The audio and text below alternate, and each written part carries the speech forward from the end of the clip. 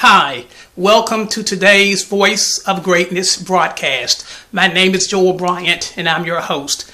And on today's broadcast, I want to take a few moments and speak with you about a very important principle. I would say this is probably the second most important principle to know in your pursuit of greatness. And I believe without knowing this principle, you're going to be open to undue frustration, extreme anxiety, and profound frustration as you make the arduous ascent to the summit of greatness. And this is so important because we live in a day and an age where there's so many strategies and so many structures and tactics and activities that we can engage in, and they each have their place in helping us find our place to make that pursuit easier, to give it more ease and more certainty and more security as we begin to actualize our activities.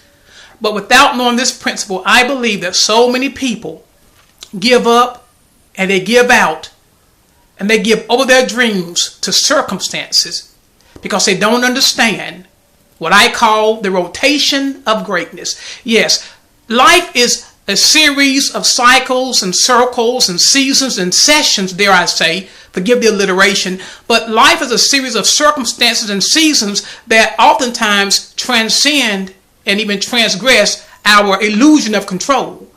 And so the more that we labor without understanding this principle, the more we find ourselves exhausted and we at our wits' end and we don't know what to do, and we begin to berate ourselves and low rate ourselves and undermine our own activities, and we just experience a multitude of emotions, mostly negative, because we don't understand the rotation of greatness. Rotation is the law of nature. No plant blooms in every season. There are perennials, there are evergreens, but generally speaking, nature is made beautiful because there's a series of rotations that's designed implicit and endemic and innate or connate into that plant, into that shrub, into that piece of nature that we all come to enjoy at the right season. And just like that, I believe in my heart, with everything that I've tried to learn in the last 25 years, I truly believe that there's a rotation of greatness. Just like nature has rotations in its cycles and its seasons, you and I have the same processes operative and active in our lives, and we don't understand that. And so what happens is this: when we don't understand the rotation of greatness, we get stuck in what I call the physics of greatness. Now, the physics are those things like diligence and desire and determination and goal setting and, process checking and all those activities that we can do to help us to monitor and manage and sort of maintain where we are. But if you only deal with the physics, you will not understand the rotation of greatness. So you have got to not only deal with the physics of greatness, but the metaphysics. See, this is rotation. This is what you and I can't control.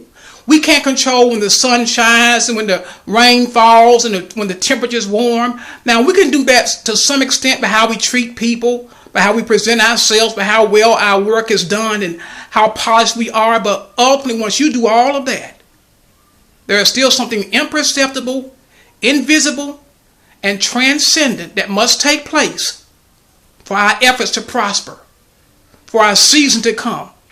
So let me give you three things to do when you are in that state and you feel like you're never going to bloom, you're never going to blossom, you're never going to prosper, you feel like you're going to perish, that you've done all you know to do, and you see other people who start later and bloom sooner. They start later and they bloom longer. They bloomed in 3 or 4 fields, and you have not even bloomed in the one field that you've set your affections upon. I want to encourage you today. You have a time. You have a season. I think Elton John said, there's a time for everyone if they'll only learn that the twisting kaleidoscope moves us all in turn.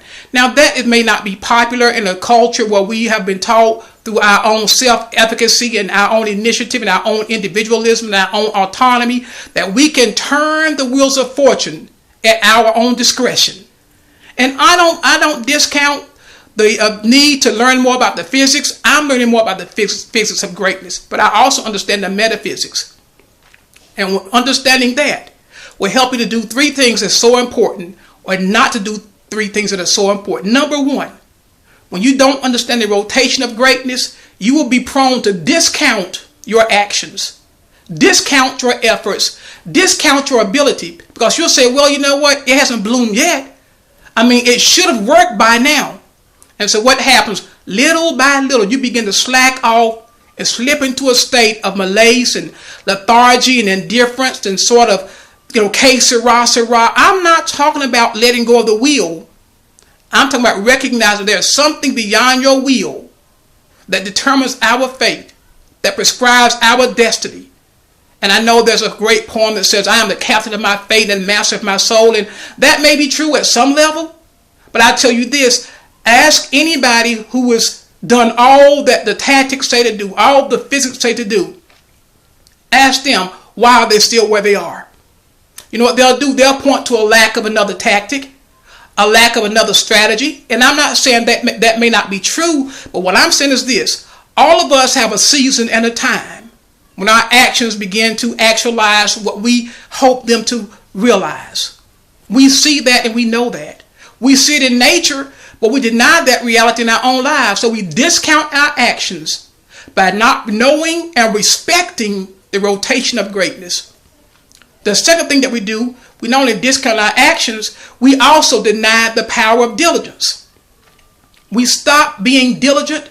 We stop being focused, conscientious, and committed to our activities. And so we begin to lose that fire, that fervor. We begin to lose that force that it's going to take for you to achieve your dreams. I can tell you this.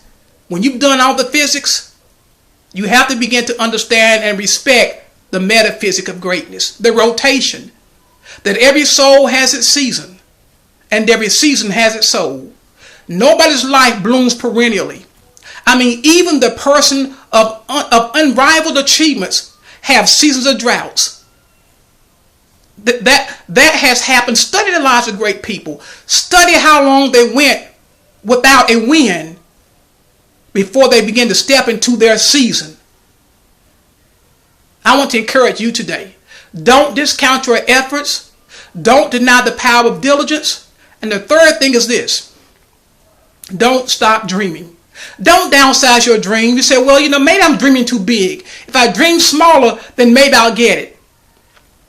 Well, perhaps, but you cannot evade, elude, nor circumvent the rotation of greatness. Why? Because there are things that you and I must learn, that we must live, and we must know that transcend our professional competence, our ability to actualize our potential on the social screen. This is something called character, integrity, sympathy, empathy, being humane, having a concern for other people, recognizing that we who achieve greatness, we have a stewardship and a responsibility.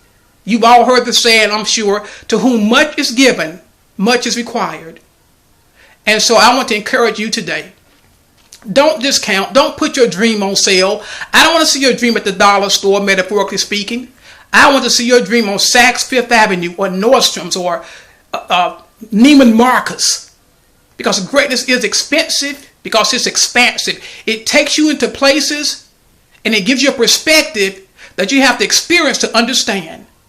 And so while you are waiting on your rotation, be diligent. Keep dreaming. Don't downsize your dream. Don't discount your dream. Don't put it on sale. Don't say, you know what? I made a mistake in thinking that I was capable of doing something beyond average. I believe in my heart that you and I were put on this planet to manifest our divine greatness. And what that looks like for you may be different from me. I'm not trying to prescribe for you what you should do. I'm trying to describe for you the process that you're going to experience. And if this is not true, then you should go out and you should bloom tomorrow. There was a saying in the 70s and probably before then, bloom where you're planted. That is true. But you don't determine when you bloom. If that was true, I know I would have been further along than I am now. You would have too. And so that lends us to say, let's stop and reflect. Let's not just focus on the physics, but let's look at the metaphysics. That there's a rotation. That if we don't quit, and we stay committed, we will be made beautiful in our season. And everything now that seems not to work, in that season, it's going to all come together. You can call it synchronicity or harmonic convergence, or any other terminology that you want to use to describe that state when everything you touch, so to speak, turns to gold or turns to greatness. And if you can understand that, you're one step away from getting into the cycle that brings the season for which you have suffered. Be encouraged. You are capable. You are able. You have a time scheduled. You have not been forgotten or overlooked. I know that's hard to believe. It may be 20 years, but that's okay. Because when it comes, all the time that you've suffered won't matter. All you'll know is, you know what? I went from why to wow. And that's what we all want. I want to encourage you today. You have a time. It's coming. You're one activity away from the greatest change that you've ever envisioned. Until that time, don't discount your dream. Don't stop being diligent, and don't downsize your dream. You will win if you don't quit. This has been the Voice of Greatness broadcast. My name is Joel Bryant. Until next time, I want you to have a greatness week, because you can.